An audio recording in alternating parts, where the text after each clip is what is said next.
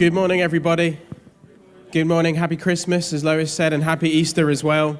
My name is Steve, for anyone who I've not met before. I'm part of the team here at FCC, and it's great to be sharing on Easter Sunday. As Lois said as well, just a very warm and special welcome to Adam and Freya's friends and family, and anyone else who's with us today for the first time. And also welcome to our online online stream, who are with us now. It's great to have you with us online.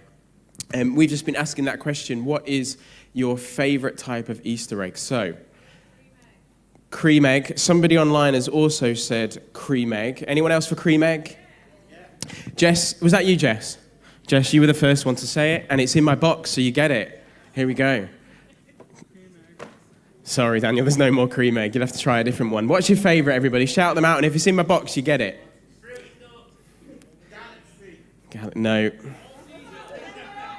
Right, you're going to have to do this one at a time, aren't you? Because this... Go on, what was it over here? No, sorry, not got that one. Mini eggs? No. Hang on a sec. Did somebody just say 12? You're a winner. Come on down. Anybody see that one there? There we go. Right. Oh, who said arrow? Well done. Is that really your favourite? Mini egg. Abby, can you pass that to him for us? Mini egg. There we go. He's, Mini egg. No, sorry, I've not got mini egg. I've got two more. No Smarties. Dairy milk, no. Dairy milk's getting close, though. You've got your hand up. That's very polite. What? No, sorry. Good guess, though. Chocolate button, no. Listen, you're all going to have to whisper a bit. I can't hear you. Oh, yes. Well done over there. Okay. Right, last one. I don't think anybody's going to... Is there anybody in the room today called Terry? So nobody in the room called Terry? Okay. Well, I've got a Terry's chocolate orange, and I think, Rachel, you were the first one to latch onto that. So there we go. My favourite, I think, if you had to ask, which we have, is probably mini eggs, which isn't really an Easter egg, but mini eggs. Anyone else like mini eggs? I do love a cream egg as well. Anybody ever done that thing where you fill it with the whole filling, like a full egg? Anyone done it? Tried it? I got a recipe for you. You're welcome to try it. But if you're counting calories, don't bother. We're in the Easter story today, and so the only link I've got here is that I want to tell you about the greatest free gift that has ever been given, okay? You see the link? Is that cheesy? Too cheesy? Yeah, it is. We're in the Easter story, and if you're not aware of the Easter story, then I'm going to fill you in a bit. We've had it read to us already this morning from Simon. Great job, Simon. But let me just kind of go over it again. So Jesus is the central figure to the Easter story. Now, Jesus is a man who is recorded for us that he did some incredible miracles. You might have heard of some of his amazing miracles. He was a kind of revolutionary teacher. He demonstrated generous hospitality. And as well as that, there's some pictures that should just be coming up. So, as I said, incredible miracles, revolutionary teacher, and demonstrated generous hospitality. However, because of all of this, he faced great opposition. Now, this opposition was made up of some religious leaders, these Jewish leaders, and they were jealous of Jesus. And then you've got Rome, the Roman Empire, and they were very cautious of this man, Jesus, because he had such a big following. And so here was their solution. Their solution was to get rid of Jesus. They decided in their hearts, we need to kill this man. And so we get to what's known in the church calendar as the Holy Week. And last Sunday together, we looked at the beginning of Holy Week, which was Jesus' arrival into Jerusalem, Palm Sunday. And then in the week, Jesus was betrayed by one of his disciples. Jesus was arrested. He was accused falsely. And then he was condemned to be crucified, and he was murdered on a cross. And then we get to kind of the end of Good Friday, when Jesus' body is placed in a tomb, a new tomb, and there he goes into the tomb. And then we arrive on Holy Saturday. And Saturday is a day where it's all over.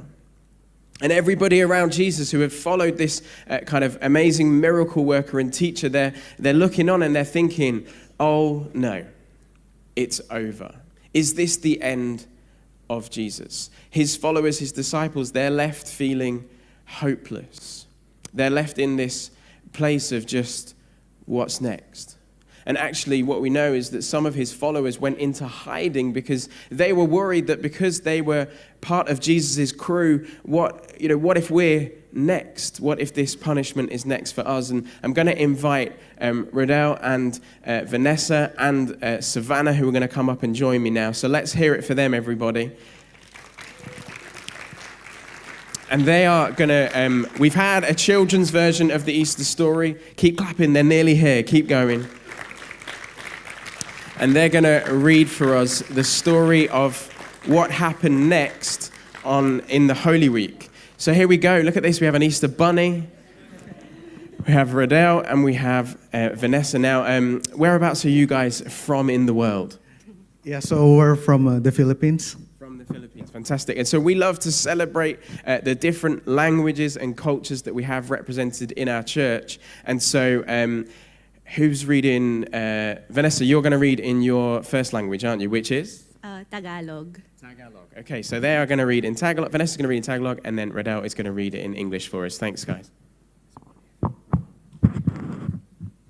Datapwat ng unang araw ng Sanglinggo, pagkaumagang-umaga ay nagsiparoon sila sa libingan na may dalang mga pabango na kanilang inihanda. But very early on Sunday morning, the women went to the tomb, taking the spices they had prepared. At nasumpungan nilang naigulong na ang bato mula sa libingan at sila'y nagsipasok at hindi nila nagasumpungan ang bangkay ng Panginoong Jesus. They found that the stone had been rolled away from the entrance, so they went in, but they didn't find the body of the Lord Jesus. At nangyari na samantalang sila'y nagatitilihan dahil narito, tumayo sa tabi nila ang dalawang lalaki na nakasisilaw ang mga damit. As they stood there puzzled, two men suddenly appeared to them, clothed in dazzling robes. At nang sila'y nangatakot at nangatungo ang kanilang mga mukha sa lupa, ay sinabi nila sa kanila, bakit hinahanap ninyo ang buhay sa gitna ng mga patay? The women were terrified, bowed with their faces to the ground. Then the men asked, why are you looking among the dead for someone who is alive? Wala siya rito, datapwat, nagbangon, alalahanin ninyo ang salita niya sa inyo nang siya'y nasa Galilea pa. He isn't here. He is risen from the dead. Remember what we had told you back in Galilee, that the Son of Man must be betrayed into the hands of sinful men and be crucified, and that he would rise again on the third day. At naalala nila ang kanyang mga salita at nagsibalik mula sa libingan at ibinalita ang lahat ng mga bagay na ito sa 11 at sa lahat ng mga iba pa. Then they remembered that he said this. So they rushed back to the tomb to tell his 11 disciples and everyone else what had happened. Sila nga'y si Maria, Magdalena, si Juana at si Mariang ina ni Santiago at iba pang mga kababaing kasama nila ang mga nagbabalita ang mga bagay na ito sa mga apostol. At ang salitang ito'y inakala nilang walang kabuluhan at hindi nila pinaniniwalaan. It was Mary Magdalene, Joanna, Mary and the mother of James, and several other women who told the apostles what had happened. But the story sounded like nonsense to the men, so they didn't believe it. Datapwat nagtingnig si Pedro at tumakbo sa libingan at nang siya'y tumungo, pagtingin niya sa loob ay nakita niya ang mga kayong lino na nanga sa isang tabi at umuwi siya sa kanyang bahay na nangingilalas na nangyaring yaon. However, Peter jumped up and ran to the tomb to look. Stooping, he peered in and saw the empty linen wrappings. Then he went home again, wondering what had happened. Fantastic. Let's give him a big round of applause. Thank you very much. I think this might have run out of battery. Could somebody just take that to the back for us? Thanks, Di. Super. So there we have the Easter story in Tagalog. and in English. And what I want to just do for the rest of our time together is to look at one of the particular verses that they just read near the end, which is verse 11. But the story sounded like nonsense. Everybody say nonsense. It sounded like nonsense to the men, so they didn't believe it. Now, I wonder, what is the most nonsense thing that you have ever heard? Maybe it's that there's still a chance that Chelsea could win the league this season. I'm told that Adam is a Chelsea fan, is that right? Have you let it go now? Do you think it's over? Nearly as nonsense as thinking that United could still win the league this season. But I wonder what the most nonsense thing is that you have ever heard. I want to talk today about the nonsense of Easter. Because this Easter Sunday, I wonder, does the story sound like nonsense to you? Because if it does, then you're not the first to think that. And actually, you're among friends here today. Why does it sound like nonsense? Well, if you think to those first followers of Jesus, they'd seen Jesus had died. One of his followers called John, he was there at the cross. He had witnessed it. So, what do you mean, the tomb is empty? What do you mean that there's a chance that he might be alive? This sounds like nonsense. They'd seen that he'd been wrapped and placed in a tomb. And it's kind of a fact, right? That dead people don't come back to life. But wait.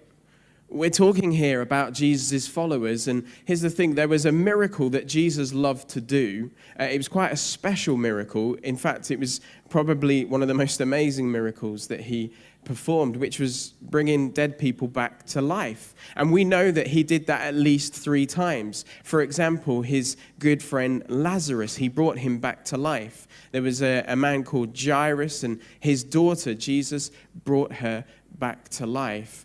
And then there was a funeral procession of a widow's son. And during this funeral procession, Jesus halts the funeral and he brings this widow's son back to life. So we know that this is something that Jesus has got history for.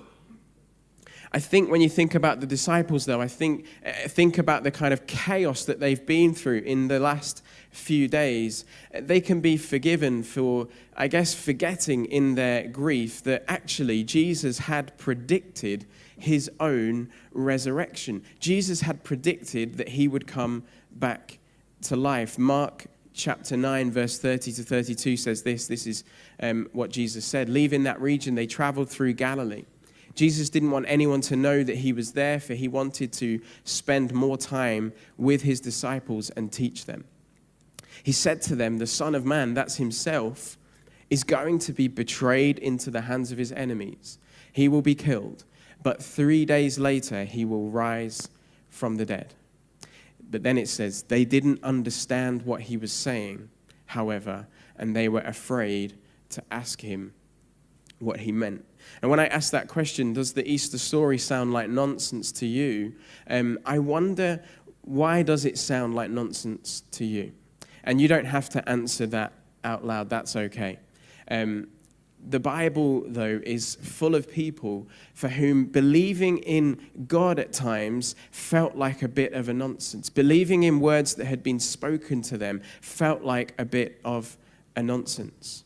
And actually, history is full of people who have thought the same things. After all, as followers of Jesus, we do kind of have some strange traditions, don't we? Let's open up the stage, get some people in the water, dunk them, and then they can walk out whilst everyone's cheering, dripping wet. It's a bit strange, isn't it? It looks strange, but hopefully what you've seen in the stories today is that actually there's real life in those lives. What you have hopefully kind of gathered from our time together today is, well, why do we do that? We do that because actually Jesus commanded us to. Jesus was baptized himself, and what baptism does is it acts as this symbol of our old life being washed away because of Jesus' forgiveness. And that our new life, as we raise out of the water, just like Jesus, comes out of the tomb. The method has changed. Jesus commanded people to get baptized, and at the time it would have been in the River Jordan or the Sea of Galilee. But today it's in a tank in here, because you'll be glad it wasn't in the River Mersey, guys. Am I right? Yeah. Was it warm? Nice. There we go. Yeah. You don't want to be in the River Mersey. What changed, though, for those first followers of Jesus? Why did it originally sound like nonsense, but then something changed for them? Here's what changed. They encountered the living, breathing, walking and talking, risen Jesus. Their friend who was dead is now alive, and they encountered him. In John chapter 20, verse 19 to 20, this is what it says. It says, that Sunday evening, so it was a bit later on that first Easter Sunday, the disciples were meeting behind locked doors because they were afraid of the Jewish leaders. Suddenly, Jesus was standing there among them. Peace be with you, he said. As he spoke, he showed them the wounds in his hands and his side. They were filled with joy when they saw the Lord. They encountered the living, breathing, walking and talking, risen Jesus. And the thing is, that's the same for Adam and Freya. There was a time in their recent history where they had an encounter with the risen Jesus, and everything changed for them. Adam talks about how he first experienced Jesus through a time of worship and prayer at Thrive, which is the youth camp that the young people go to. He said this, he said, now I feel more at peace. I feel reassured that Jesus is with me.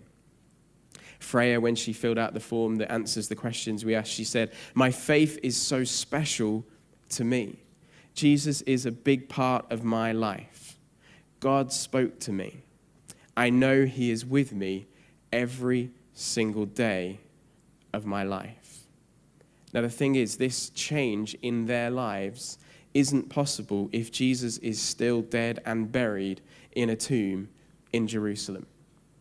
Their story is the same as those first followers of Jesus on the first Easter Sunday. He is alive, and by his Spirit, he is changing hearts and lives like Adam and Freya's today. And they're experiencing Jesus through his presence that we can know in our own lives today. As they've both kind of alluded to in their stories, like just because they're Christians, it doesn't mean that suddenly life is easy or straightforward. But now they have a hope, they have a comfort, and they have a peace through every season. Jesus doesn't come into our lives in a forceful way. I'm not up here today trying to convince anybody that isn't a follower of Jesus. I just simply want to join with Adam and Freya and their story and point you to the risen Jesus, whose message is this. What did he say to his first followers?